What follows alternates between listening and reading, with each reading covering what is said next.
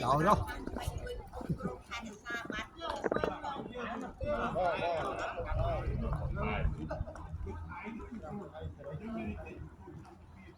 Hello, Mr. Lang.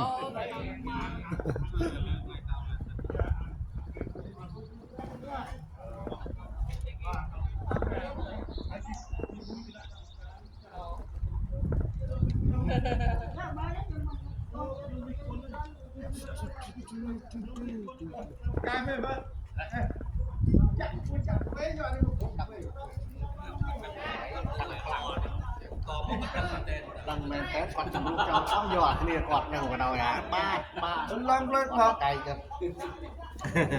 Nè, ai cả đom ạ. Đom nó đi so. Thôi ông kêu rồi. Điệp xưa, xoay xong cho mày. Xoay chăn mày. Ô, nó chờ ngày chăn mà cái phơi nào. Ngày chăn mình trâu rồi. Ôi dương cao viên một đạp lương với lớn cái tầm hôi á. Wow.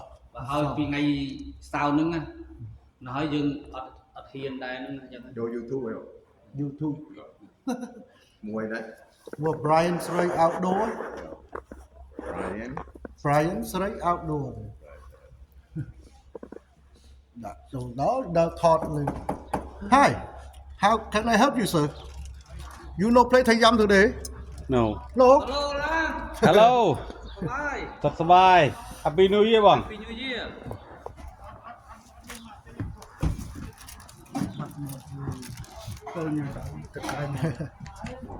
Anh ấy ơi, you want to take this inside?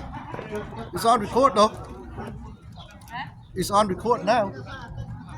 You want to take inside? No. Nó đau lươn mà. Đợi cho YouTube ấy đau lươn biết á.